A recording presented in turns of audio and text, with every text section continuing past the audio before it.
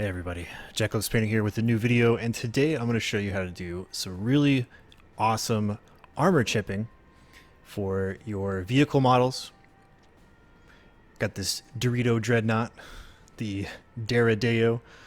Already done some painting on it. You can see that I did some airbrushing yellow for my Chaos Army, and I painted in all the metallics. And I was a little sloppy with it, but that's okay because we're going to be doing a lot of armor chipping, so it takes the stress out of cutting in those metallics after painting our yellows. I've got this Pro Acryl Pale Yellow. This is the brightest color that we used in our airbrush workup when painting the armor. And I've also got a little bit of torn up sponge. And we're going to be doing an initial step of sponge weathering all over the armor panels.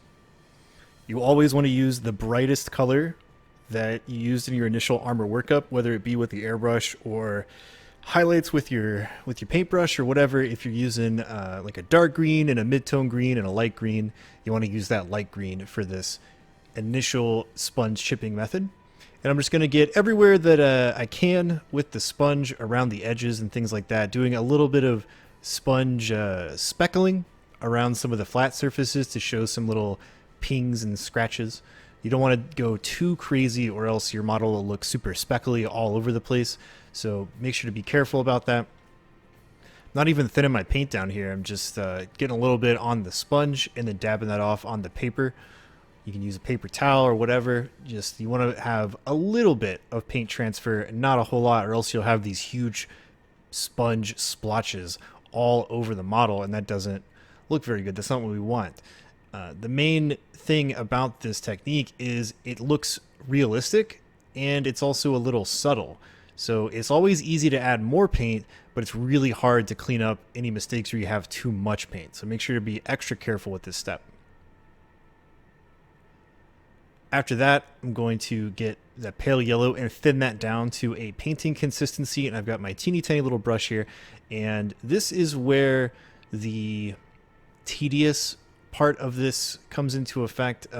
It can go very fast because we're not being razor precise on these little lines. Like, all we want to do is go around our edges, connect all of the splotches around our edges, and also add in a little bit more. So you can see that I'm kind of randomly going along these edges, randomly changing my brush pressure from very light to a little bit heavier to splotch out those lines, create some fat places. I'm also doing some little scratchies here and there. Just trying to be as random as possible, but not put too much paint on the model. Again, we want this to be very fine. We want this to be not precise, as in like laser precision, perfect every single time, but we don't want to go crazy and have huge splotches all over the place.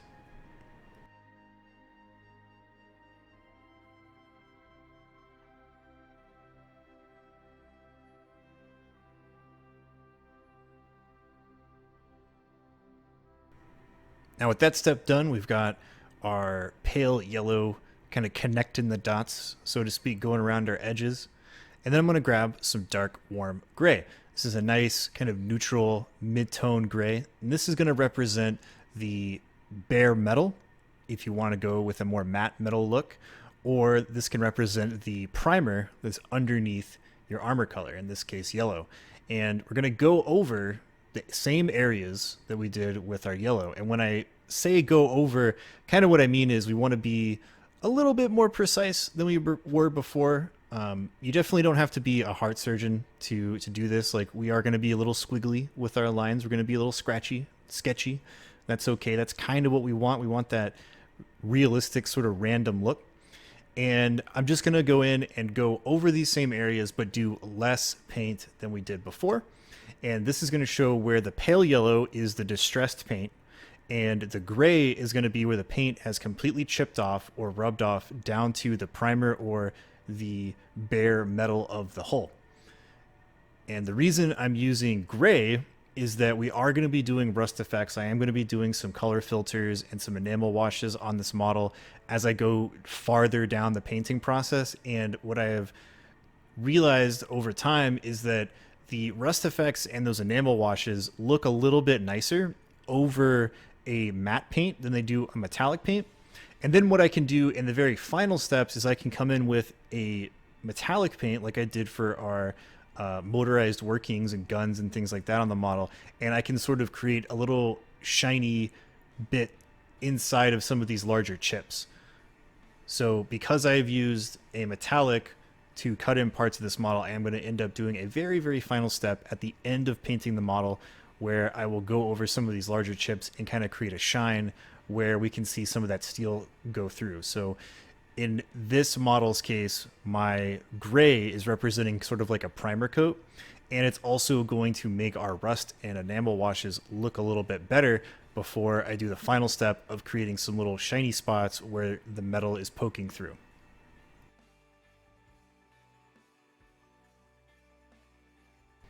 All right, so that's totally done now, and it's already looking really good. Like, this is some really top-notch paint chipping. I think in real life, it took me maybe 15 minutes to do the yellow and then the gray paint chipping on this guy. So it actually does go pretty fast because we're not edge highlighting with, you know, laser edge lines. Like, we can be a little squiggly and a little sketchy.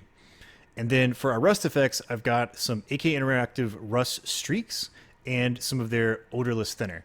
And what I'm going to do is come in over some of these areas where that gray is showing through, and I'm going to put this rust streaks on there and then use the odorless thinner to sort of blend it out. And this is showing the very start of the sort of rusty patina that we're going to have all over this model, where it is begun to form where the paint has chipped off to the bare metal.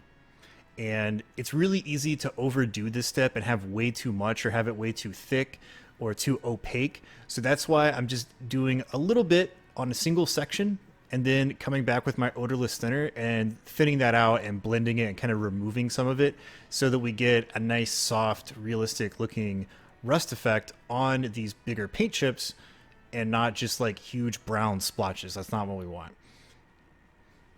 In the areas where I have these like shell impacts and big gouges in the armor, I am going to put a little bit more of that rust effect in there and let that pool a little bit as I blend it out so that it has that start of what I want there for the big rusty section where the paint has been chipped off and the metal has been gouged out by a shell impact.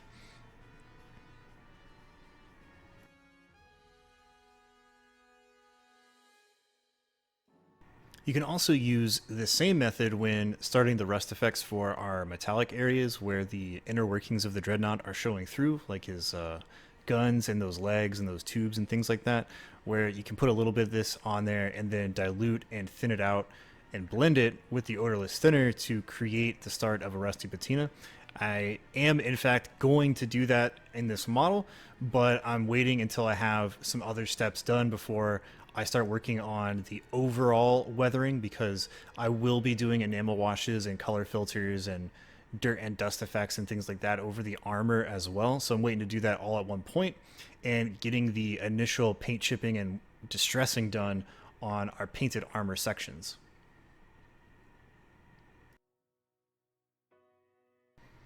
Believe it or not, this actually took the longest out of any of these steps because I am going in there and being precise with where I'm placing the rust effect, and then I want to make sure that I'm coming in and blending it out and that I'm not missing anywhere to make sure that the look is uniform over all of the chipping. And this is what it looks like when it's done. This enamel stuff dries really fast, so you can continue working almost immediately.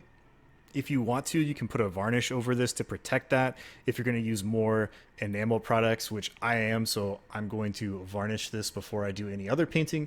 But as far as the armor chipping is concerned, it's done. It looks great. This guy is super weathered, very grimdark. He's going to be nurgly and chaosy, so I think the look is starting to come together. Hope you guys enjoyed this video, and I'll catch you next time.